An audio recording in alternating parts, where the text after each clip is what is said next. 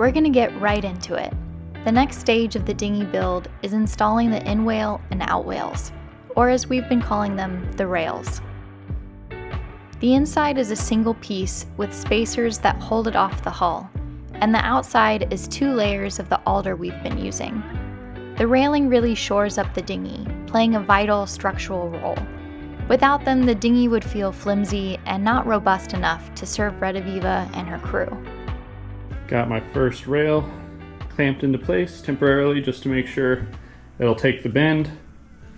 Everything looks pretty good.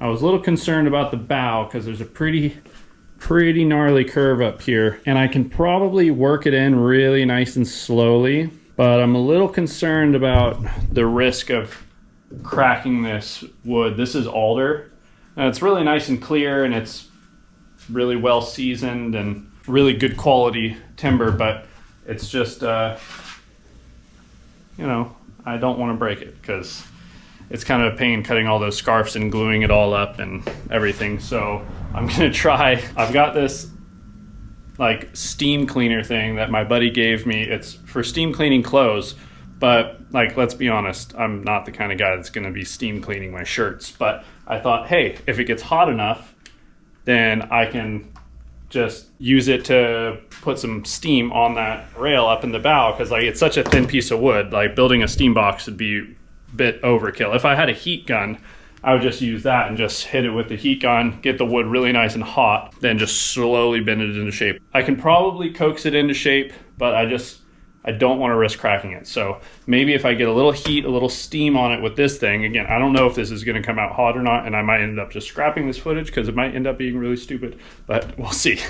All right, well, this thing, it's really hot, puts out a lot of steam, so I mean, I think it's going to work. Whew.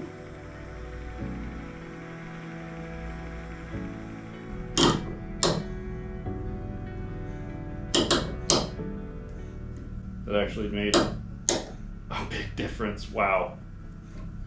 That's pretty cool. Here's this little rail that I just put into place with the little steamer. Nice. That actually worked really well.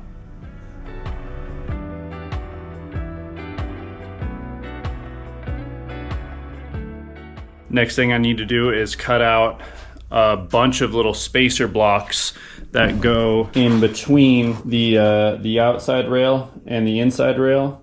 There's a bunch of little blocks that hold the inner rail out. See all these little spacer blocks? I need to cut those out so that when we put the rail in, it holds it off the hull like that. I got just some pieces of scrap here, some more alder. So I'm gonna cut these up, and I think I can get everything out of these 2 little pieces of scrap. According to the book, give or take about 60, depending on how I space them. So I'm gonna run these all through. I got my table saw set up. I need to do 2 cuts to get the dimensions I need. 7/8 first, get them all cut down to width like that, and then adjust the saw again and cut them to thickness to 3/8 inch.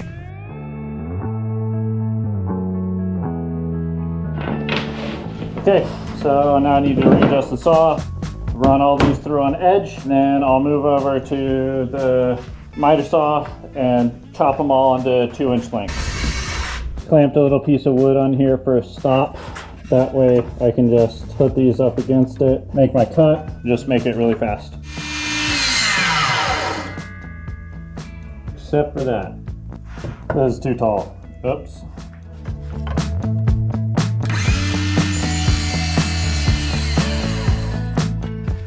All right, got all the spacers cut.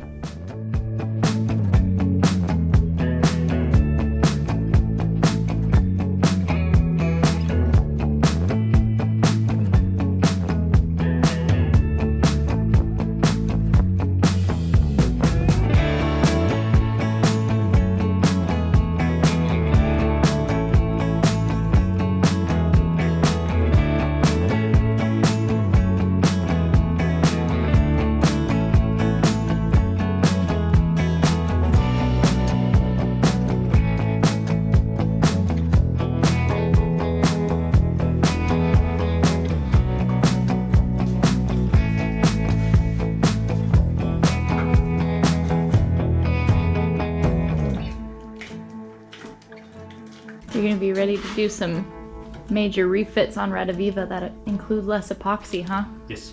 I'm gonna take a break because I've been huffing epoxy fumes right at my nose holes for probably the last 45 minutes. Those clamps aren't there for anything, right? They're just... No. Those are what I had clamping all these down when I was drilling for the screws. Ah. Are the screws gonna stay in? Yeah, so once this epoxy kicks, I'm gonna pull all the screws out, and then I'm going to dry fit the rub rail on the outside, get it all clamped exactly in place, and then I'm gonna drill and run all these screws through into the backside of the rub rail. Mm-hmm. And then I'm gonna pull it out and then put epoxy on it and then start screwing it into place as I bend it down into place. And all the screw holes will already be aligned, so it'll just pull in really nice and easy, because screws are the easiest way when you're putting something in shape like this with epoxy, because when you clamp it dry it's easy, but when you clamp it with epoxy it puts like lubrication between the two surfaces, so it's, you know, it can be annoying. But constantly slipping out of alignment. I'll clamp it in dry so I can get it perfect, and then I'll drill all the holes, run the screws, and that'll align it right where I want it to. After a quick breather, Garrett finishes the remaining 24 pieces on the starboard side.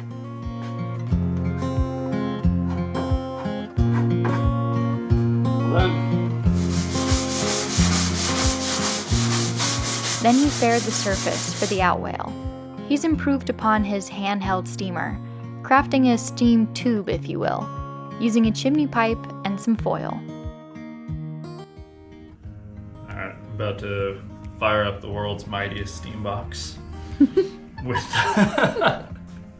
yeah, a little closed steamer. We got steam. Oh. Look at it go. This is the only part that needs to happen quickly. Mm-hmm. And that's the only part you're steaming.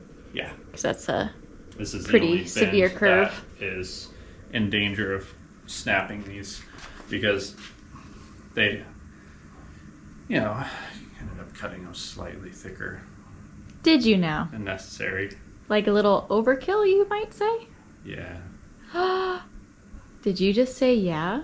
Like you Like admitted? I set the you table agreed? saw. I was gonna cut them to the exact dimensions in the plans. I set the table saw and I ran a test piece, and it was like, you know, slightly larger. I'm like, yeah, whatever, it's fine.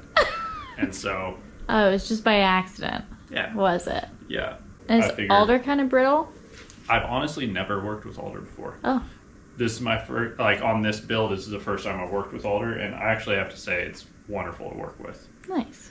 I thought the reason I initially was kind of like wanting to try steaming is because I wasn't really, because I'm not familiar with alder, and I don't know how it bends, how it reacts, is it brittle, is it, you know, whatever, but I was kind of getting a feeling that it was going to be a little bit brittle or a little bit risky to bend it in, but it actually took a cold bend quite well.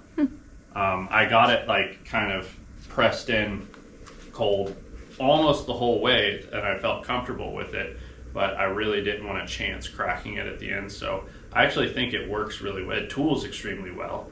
It smells really good.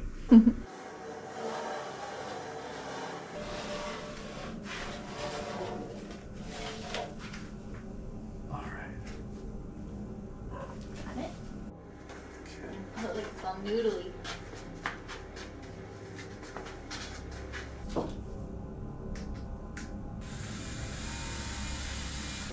Going out with it. And down. Down, down, down, down, down, down, down, down, down, down, down, down, down, down, down, down, down. Okay. Next. Okay.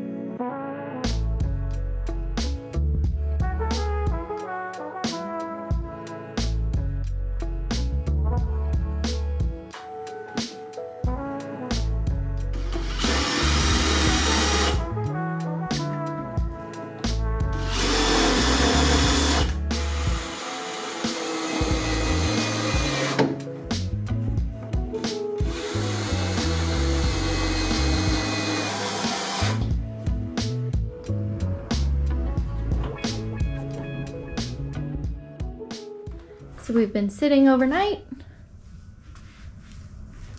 and Garrett's prepped almost everything, ready to glue. Pull off the dry fit, and then we're just gonna wipe down the rail and the outside with some solvent.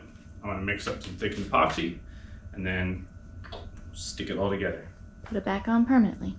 Yes, and then with the leftover epoxy that we'll have, I'm gonna do the very last scarfs on that outside layer of this rub rail. One more layer, and I'll finish the outside of the rail, and then there's one single inside piece.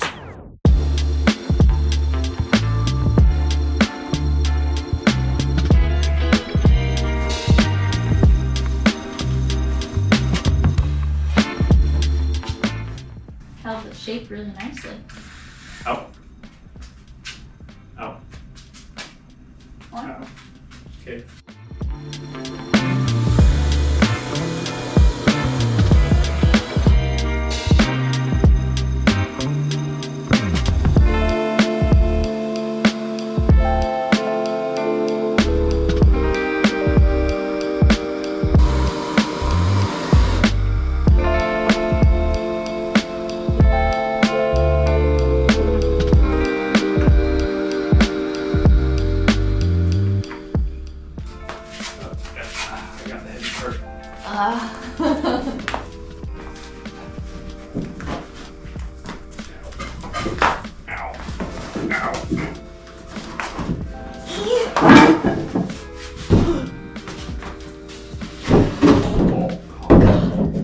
It's getting heavy.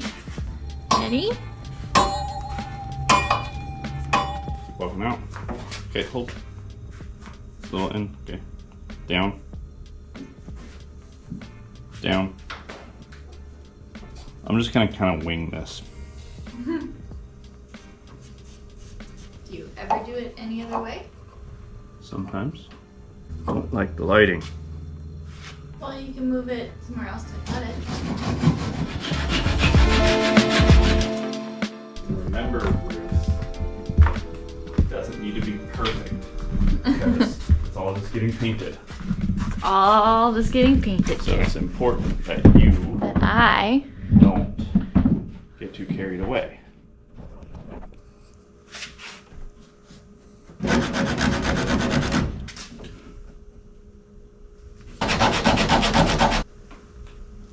glued and painted.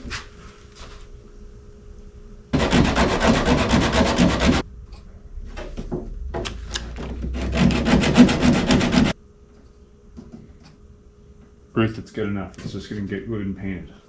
Stop obsessing.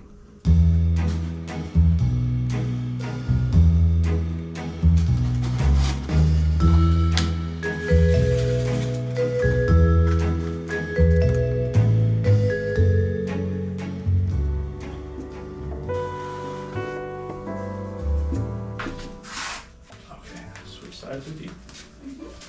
Hot.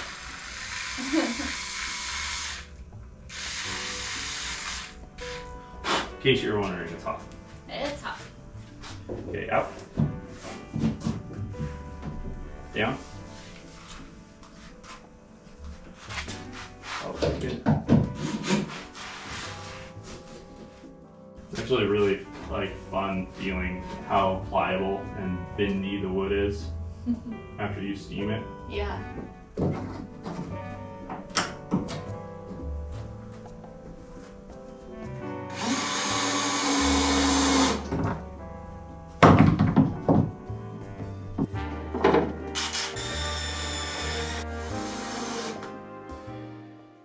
What do you think? Should we make a little dinghy for the dinghy and make some davits?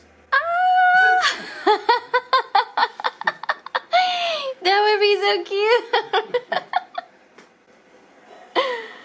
Yeah, maybe we should leave him. Make little red and baby red. And baby red. A big red, little red, baby red. We could make it what do they call those things? Like a bassinet.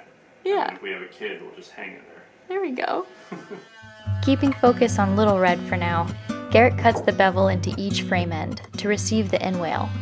We'll dry fit both, so then we can glue them with the outwale all at the same time, matching progress on port and starboard.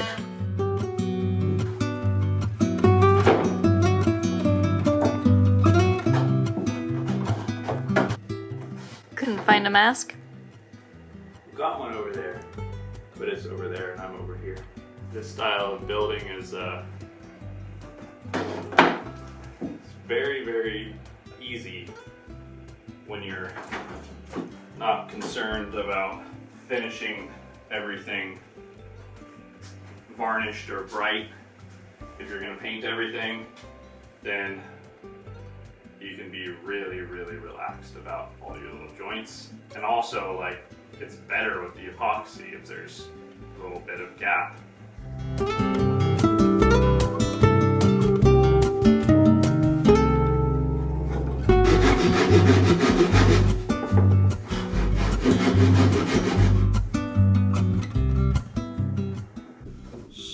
So, not sure.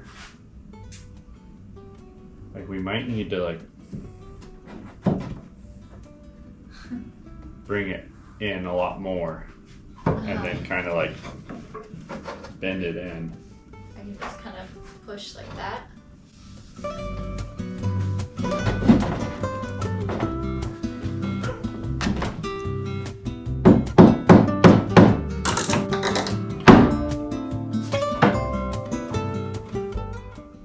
It's getting painted, Gib. Mm-hmm. Don't worry about it, it's fine. Mm-hmm.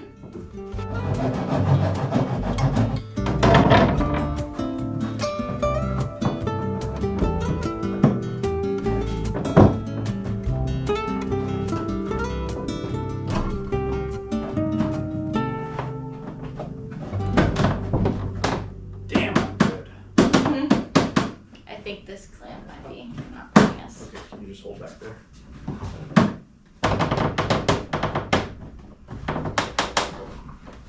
Well, that was actually way easier than I thought it was going to be. Little Red grows stronger with every detail added. We look forward to rowing or sailing her for years to come. Whether out to the dunes in our home port or to provision in a foreign one, she's a fine boat, tough and beautiful, and I can't wait to paint.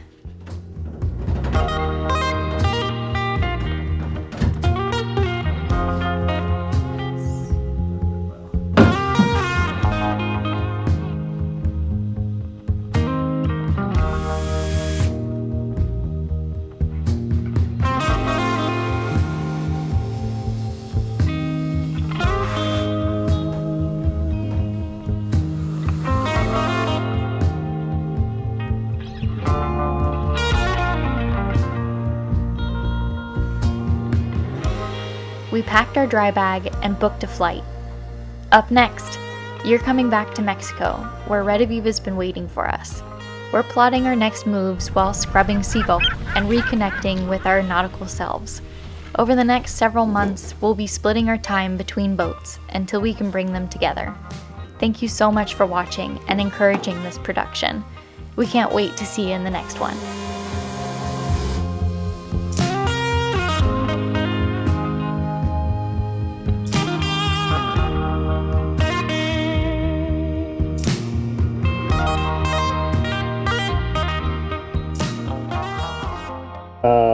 Technical difficulties.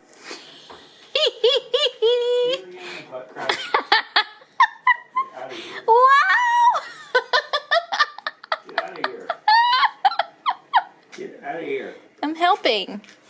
It's gonna be really impressive. It's gonna be really impressive soon. Just wait, it's gonna come billowing out. Okay. Think. Hold. Think. You are such a caveman. Think.